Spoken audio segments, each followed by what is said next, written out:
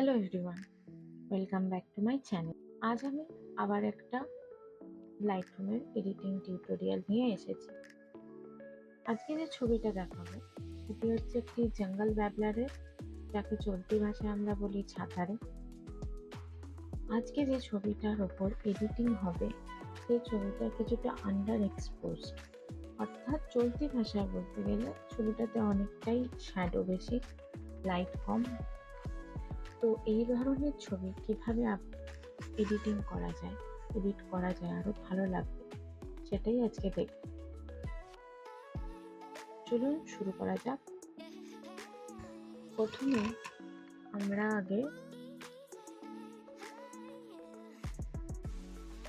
ফ্রেমটা আগে ক্রপ করে নেব।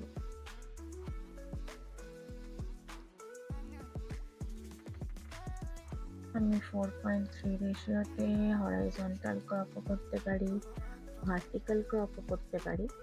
তবে হরাইজন্টাল ক্রপ করলে আমার মনে হয় বেশি জিনিসটা ভালো লাগবে।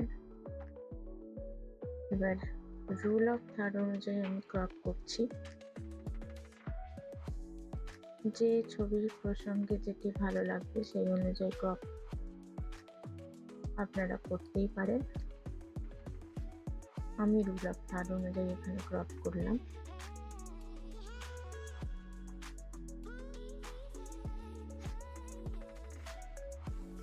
ক্রপের পরে আমরা এলাম কিছু বেসিক অ্যাডজাস্টমেন্ট করা।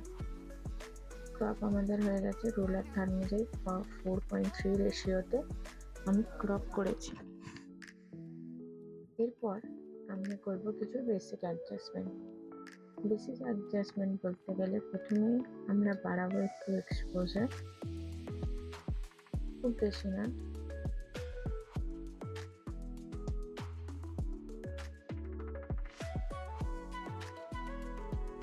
তারপর আসবো কার্ভে।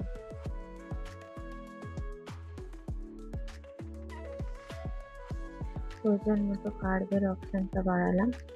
এটা একটু বেশি রাখা দরকার। এটা যখন কন্ট্রাস্টটা করব তাতে কিছুটা ডার্ক আসবে, কিন্তু এতে হাইলাইটটা আরো বেশি, ডিটেলসটা আরো ভালোভাবে বোঝা যায়। হালকা আমি কন্ট্রাস্টটা ঠিক করলাম। এরপর যাব লাইটের পোর্শনে কন্ট্রাস্টে।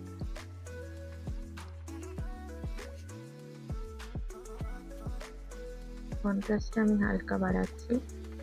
এরপর একটু হাইলাইট বাড়াবো, শ্যাডোজটা কমাবো। এতেই তোমরা বুঝতে পারবে বিফোর আফটার করলে যে কতটা জিনিসটা তফাৎ হচ্ছে।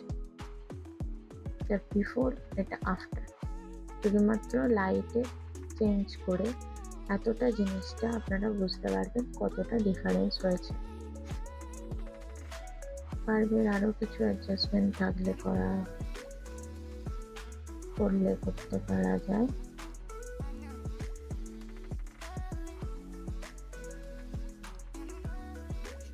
ব্ল্যাকটা আমি কিছু ট্রাই করার জন্য বাড়াতে পারি। যেহেতু শ্যাডোজ বেশি, তাই ব্ল্যাকটা কিছুটা যদি বাড়াই তাহলে এই শ্যাডোজটা থেকে কিছুটা আমি ছবির ডিটেল তুলে আনতে পারবো। এরপর আমরা যাব মাস্কে। প্রথমে সাবজেক্ট সিলেক্ট করলাম। এরপর সাবজেক্টটা আমার বড্ডই আন্ডার এক্সপোজড, তো আমি কিছুটা সাবজেক্টটাকে হাইলাইট করব। কিছুটা এক্সপোজার বাড়ালাম, কিছুটা হাইলাইট পোর্শন বাড়ালাম।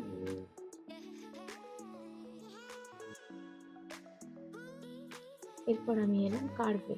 প্রয়োজন মতো কার্ভের অংশটা বাড়ালাম। যে অংশগুলোতে লাইট অলরেডি ছিল সেই অংশগুলো কিন্তু হাইলাইট হচ্ছে, এবং আমি যে অংশগুলো সাবজেক্টে সিলেক্ট করেছি, এটা আমি ব্রাশ দিয়েও সিলেক্ট করতে পারি। যে সাবজেক্ট দিয়ে সিলেক্ট করতে হবে তা না, এখানে যেগুলো সাবজেক্টে অটোমেটিক্যালি ডিটেক্ট হলো সেইগুলো আমি নাও রাখতে পারি, আমি সাবট্রাক্ট করে দিতে পারি, বা এখানে প্লাস থেকে আমি অ্যাড করতে পারি, এখানে মাইনাস থেকে আমি সাবট্রাক্ট বা বাদও দিতে পারি। আমার এখানে বাদ দেওয়ার কিছু নেই, তাই আমি ওটা করলাম না। যদি দরকার লাগে এটা করা যেতে পারে। এরপর আমি কার্ভে এলাম, কার্ভ থেকে কিছুটা আমি অ্যাডজাস্ট করলাম।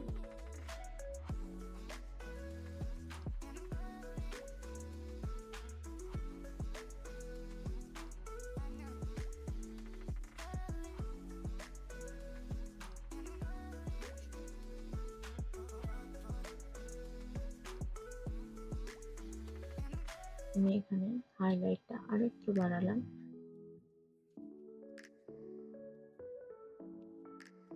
এবং শ্যাডোসটা -6 অব্দি রাখলাম।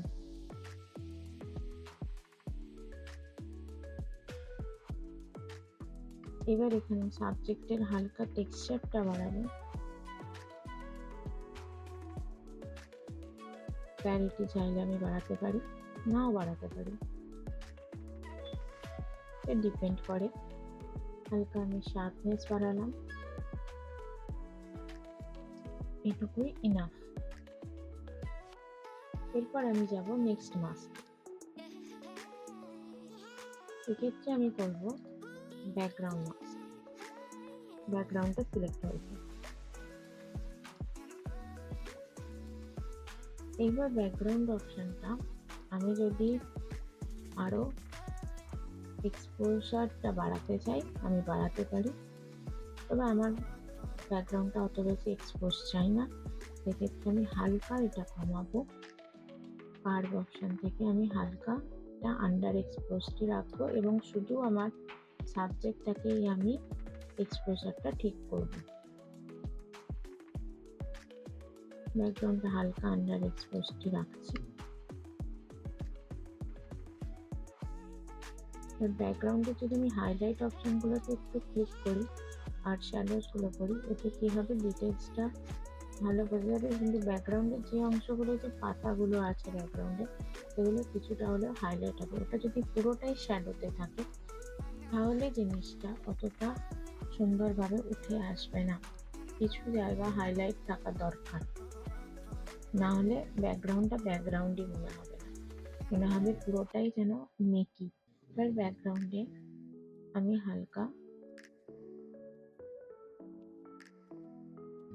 টেম্পারেচার বাড়ালাম, টিন্ট একটু হালকা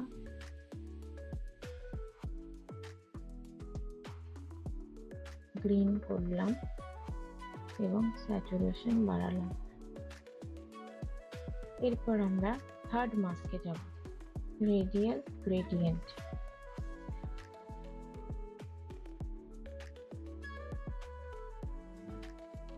এই মাস্কটা কার্সারটাকে আমি এরকম জাস্ট ড্র্যাগ করলাম, তাতেই এটা যতটা বড় ইচ্ছা টানা যেতে পারে।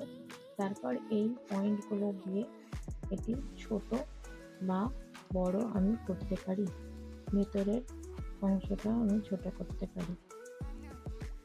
এবার এইখানে একটা কার্ভ অপশন থাকবে, সেই কার্ভ অপশন থেকে আমি একটা টিল্টও করতে পারি।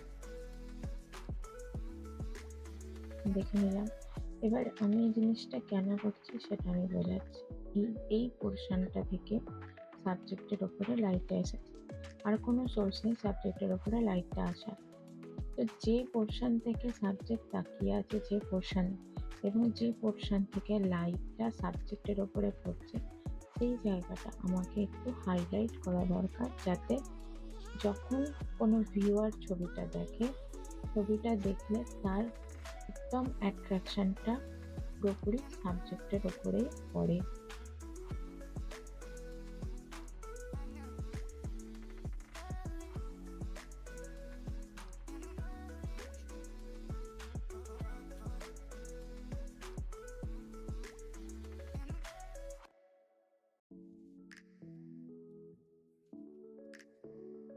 এখানে আমি হালকা এক্সপোজারটা বাড়ালাম। কন্ট্রাস্ট যদি লাগে তাহলে একটুখানি কমা বাড়া করা যেতে পারে, যদি দরকার হয়, নাহলে কোনো দরকার নেই। হাইলাইটসটা আমি বাড়ালাম, কারণ আমাকে এই পোর্শনটাকে হাইলাইট করতে হবে, যেহেতু এর চোখে আমি ফোকাসটা করেছি এবং সেই চোখের অংশটাকে আমাকে হাইলাইট করতে হবে। সেই জন্য এই অংশটাতে আমি হাইলাইট করলাম কিছুটা, ব্যাস এইটুকু এনাফ।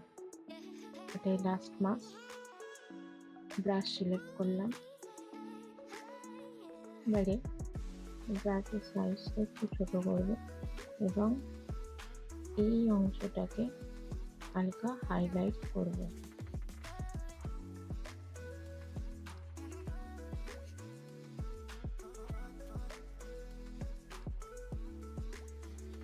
যদি দরকার হয়, আমার মনে হচ্ছে এখানে টেক্সচারটা বাড়াতে হবে, তাই হালকা একটু টেক্সচার। কালার গ্রেডিং এর আগে আর একটা জিনিস আছে, পয়েন্ট কালার।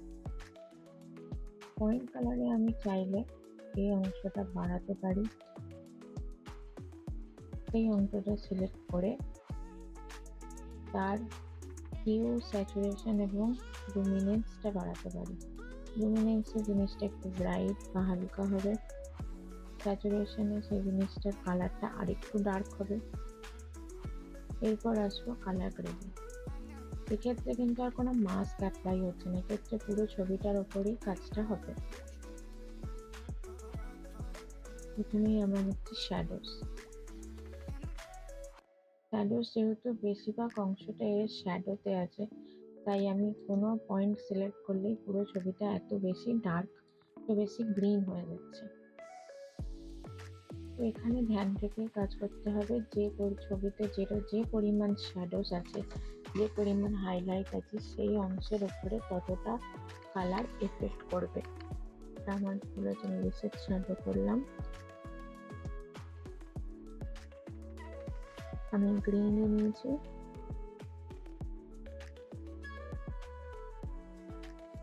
কিন্তু প্রয়োজন মতো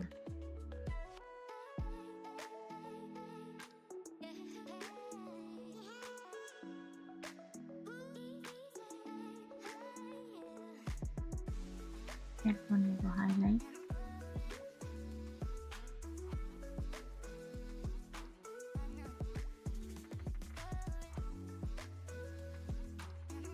এরপর আমরা এলাম মিড টোন। কি ধরনের ফটো সেই অনুযায়ী এখানে মিড টোন ব্যবহার করতে পারেন, কেউ না চাইলে নাও ব্যবহার করতে পারেন। এরপর হচ্ছে শার্পনি, হালকা শার্প করলাম। এখানে কালার মিক্সার আছে, আমি এখানে রিসেট শ্যাডোটা রিসেট করলাম কালার গ্রেডিংয়ে, এবং এখানে কালার মিক্সার আছে। কালার মিক্সারটাকে আমি কালার মিক্স করতে পারি। এখানে আমি সেই কালারটা সিলেক্ট করলাম, সবুজ কালারটা নিলাম, গ্রিন। গ্রিনের যদি আমি কিছু বাড়াতে বা কমাতে চাই, সেক্ষেত্রে এটা কার্যকর।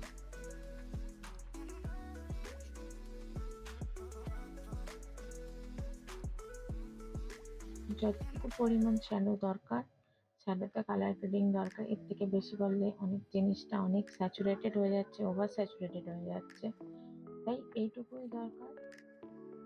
তো এটা হলো বিফোর, এটা হলো আফটার।